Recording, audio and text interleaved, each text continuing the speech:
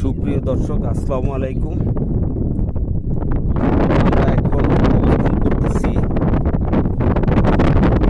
রাঙ্গামাটি জেলাধীন কাপ্তাই উপজেলার কাপ্তাই বাঁধের উপরে আমরা এখন অবস্থান করতেছি।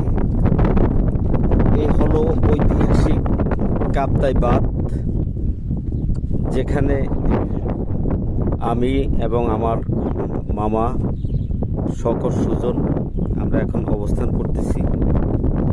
এখানে সেনাবাহিনীর ক্যাম্প আছে, বিজেপি ক্যাম্প আছে।